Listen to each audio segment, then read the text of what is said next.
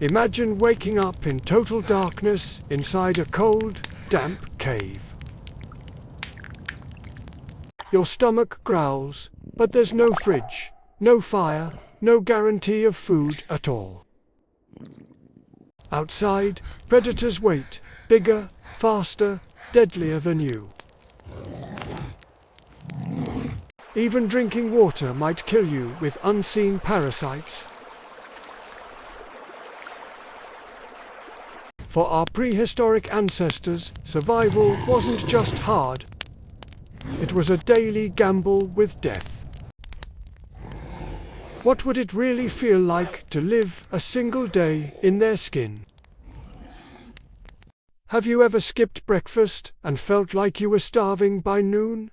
Now, imagine living in the Stone Age, where skipping meals wasn't a choice. It was the norm. Cavemen didn't wake up and wonder what they were going to eat. They woke up and wondered if they would eat at all. The first challenge of the day was food. Hunting was never guaranteed. You might spend hours tracking an animal only to lose it in the brush, or worse, find yourself face to face with something that wanted to hunt you instead. And the weapons. Forget rifles and traps. You had sharp rocks, maybe a wooden spear hardened in fire, if you were lucky. Every hunt was a gamble, not just for food, but for your life. If the men of the tribe returned empty-handed, the community turned to gathering. Roots, berries, and nuts became lifelines. But even plants were risky. Eat the wrong leaf or mushroom, and death could come quietly in the night. Prehistoric humans had to rely on trial, error, and oral memory passed down through generations to know which foods were safe. Mistakes were fatal, but they taught the tribe what not to eat. Water was no easier. You couldn't just turn on a tap. Streams and rivers were often full of parasites and bacteria. Drinking could mean relief for your thirst, or days of sickness that left you too weak to fight or hunt. Some scientists even believe early humans learned to boil water and use primitive filters like sand and charcoal out of sheer necessity. Every sip was a risk, but thirst was unforgiving. Hunger and thirst weren't background problems. They shaped every decision, every journey, every risk cavemen took. Survival wasn't about thriving. It was about scraping together enough food and water to make it to tomorrow. When hunger gnawed at their stomachs, cavemen had to get creative. If hunting failed and plants were scarce, people turned to what most of us today would never consider food. Insects, grubs, even bone marrow cracked out of animal skeletons became lifesavers. Imagine crouching over a carcass left behind by lions, breaking open bones with stones just to lick out the fat-rich marrow. For prehistoric humans, this wasn't desperation, it was survival strategy. Seasonal changes made the struggle even harsher. Winter meant fewer plants, fewer animals to hunt, and often brutal starvation periods. Some researchers believe entire clans were wiped out during harsh winters, simply because the environment offered nothing to eat. This is why fire was more than warmth. It was a survival tool. With fire, humans could cook roots that were otherwise poisonous, or roast tough meat into something digestible. Fire literally meant the difference between life and death. Food storage was another battle. There were no fridges, no jars, no salt preservation in the earliest days. What you caught or gathered had to be eaten quickly, or it rotted, attracted predators, or spread disease. That's why scavenging was so common. If another predator killed, humans often swooped in after risking confrontation with hyenas or wolves, just to grab scraps of meat before they disappeared. The daily reality wasn't about 3 meals a day. It was about constant hunger, constant searching. Some days you ate nothing at all. Other days, a successful hunt meant a feast shared among the tribe. Every bite celebrated like treasure.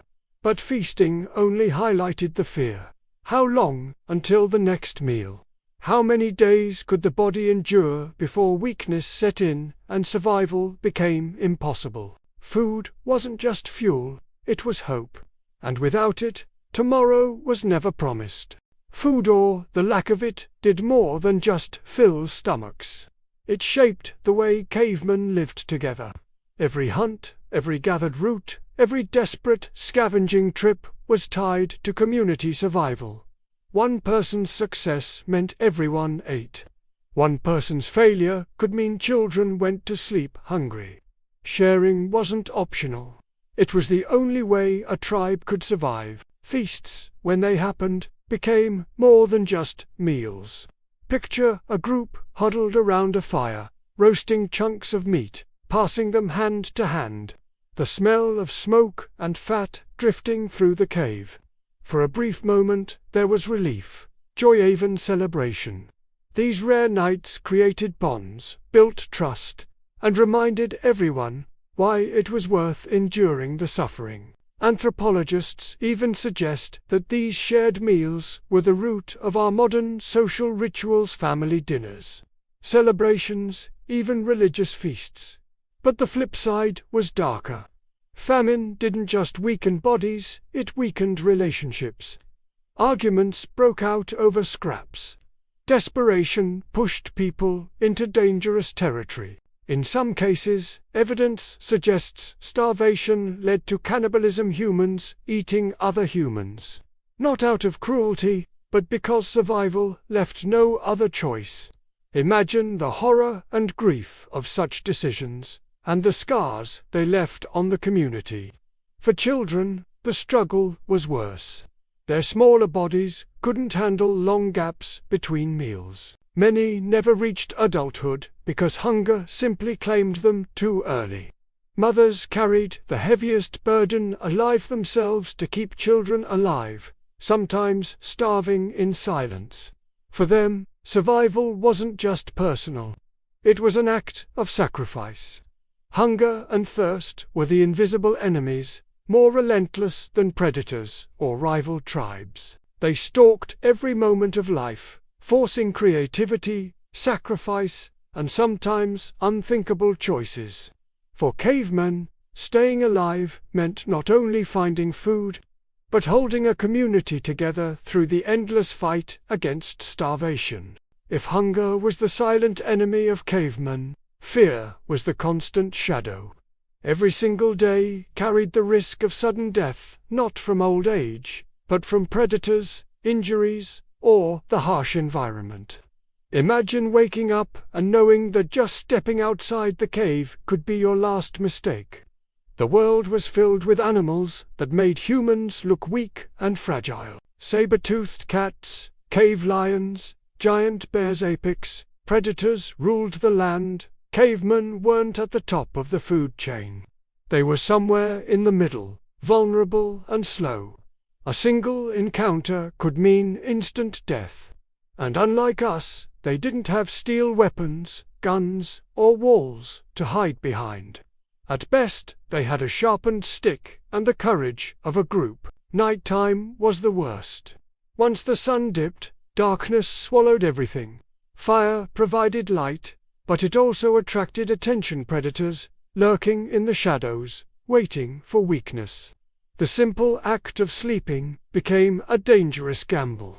That's why tribes often rotated watch duty, with some staying awake while others tried to rest. Sleep wasn't peaceful. It was fractured, interrupted, always under the weight of fear. And then there were rival tribes. Humans didn't just fight animals, they fought each other. Territory meant survival. Who controlled the hunting grounds? Who had access to water? Who could claim the safest caves? Archaeological evidence shows fractured skulls and broken bones, proof of violent clashes between groups. Every encounter carried a deadly question. Would strangers become allies or enemies? Even the land itself was dangerous. Rivers flooded, cliffs collapsed, storms swept across the plains. A broken leg or deep cut wasn't just painful, it was often fatal. There were no doctors, no medicine. An infection from the smallest wound could kill as surely as a lion's bite. For cavemen, fear wasn't an emotion. It was a survival instinct, a constant reminder that the world outside their cave was hostile, merciless, and waiting to claim them. To survive in a world stacked against them, cavemen had to build defenses, not with walls or castles, but with instinct and ingenuity. Their first weapon was fire. A blazing campfire wasn't just warmth, or cooking, it was a shield. Predators hesitated to cross the flickering light, and humans quickly learned that fire gave them a fragile edge in a world where they were otherwise prey. Some groups carried glowing embers with them on long journeys, because to lose fire was to lose safety. Caves themselves became fortresses. Families didn't pick them for comfort. They picked them for security. The higher the cliffside, the harder for predators to reach. The narrower the entrance, the easier to defend. But even inside, they were never fully safe. Bones from lions, bears, and hyenas found in caves tell us that humans were sometimes squatters forcing out beasts, only to risk those same beasts returning. Every cave was a contested territory. Weapons, though primitive, grew more sophisticated over time. Sharpened stone tools, spears tipped with flint, and eventually bows turned the odds slightly in humanity's favor. But, even then, hunting or defending was a group effort. A single person stood no chance against a charging animal or a hostile tribe. Survival was about numbers. Every hand counted. Every voice added to the warning cries when danger struck. And danger struck often. Imagine walking through tall grass. Every rustle a potential ambush, or crossing a river where crocodiles lurked, invisible until they snapped. These moments weren't rare, they were daily. Every step outside the cave demanded constant vigilance. Children were taught early to recognize tracks, to stay close, to hide quickly at the first sign of danger. Even with preparation, fear was never erased. It lingered in the back of every thought, shaping how humans traveled, where they settled, and how they interacted with strangers. Fear wasn't weakness. It was the very reason humanity survived. Without it, they wouldn't have made it past the first night. Life in the prehistoric world was brutally short. The average lifespan of a caveman was shockingly often no more than 30 years. Many never made it that far. A broken bone, an infected cut, or even a bad winter could cut life short, long before old age ever had the chance.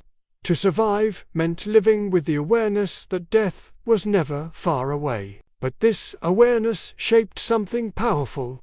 Community. No one survived alone. Families banded together, tribes formed, and every member had a role. The young learned quickly, watching adults hunt, gather, and build. The elderly, rare as they were, became walking libraries, carrying stories, survival tricks, and warnings from a lifetime of near-death encounters. In a world without books or tools of memory, these voices became priceless. Losing them meant losing knowledge that could save lives. Fear and struggle forged deep bonds. Around the fire, huddled against predators and storms, humans learned the value of cooperation. They mourned together when death struck, celebrated when the hunt succeeded, and fought shoulder to shoulder when danger approached. These daily battles carved into our DNA the instincts of teamwork, empathy, and protection that still guide us today. And yet, life was harshly unfair. Children were the most vulnerable. Disease, hunger, or a sudden attack often took them before they ever grew old enough to help the tribe. Women bore enormous risks in childbirth, often facing death in the process. Every survival story was marked by sacrifice. For cavemen, resilience wasn't a choice. It was a necessity. Each day was about enduring the hunger, braving the predators, and fighting through sickness or pain because the alternative was extinction. Their struggles, carved into bone and passed down in story, built the foundation for everything humans would one day become. In their short, perilous lives, cavemen carried forward the single most important lesson. Survival was never just about the individual. It was about the group, the tribe, the community facing fear together. When we look back at the daily lives of cavemen, it's almost impossible to imagine the constant struggle. Hunger gnawed at them, thirst haunted them, predators stalked them, and even the smallest wound could spell disaster. Their world was merciless, yet somehow they endured. Every bite of food, every night of uneasy sleep, every fire that flickered against the dark was a tiny victory in the war for survival. And though their lives were short, their resilience shaped us. The instincts they carved into their bones, teamwork, fear, sacrifice, resilience, still live inside us today. So the next time you feel stressed about modern life, traffic, emails, bills, remember this. Our ancestors fought tigers with sticks, drank water that could kill them, and faced death every single day just to give us the chance to exist. Compared to their struggles, our worst days might look like luxury. If you found yourself imagining life in their shoes, ask yourself this: would you have survived a single week in their world, or even a single day? If that question made you pause, then stick around. This channel dives deep into the hidden truths of our prehistoric past, stories of survival, struggle, and evolution that shaped who we are today. So, if you enjoyed this journey into the Stone Age, don't just move on. Hit subscribe, share this with a friend who loves history, and drop a comment. What do you think would have been your biggest struggle? Hunger, predators, or fear itself? Because the story of cavemen isn't just ancient history, it's the story of us.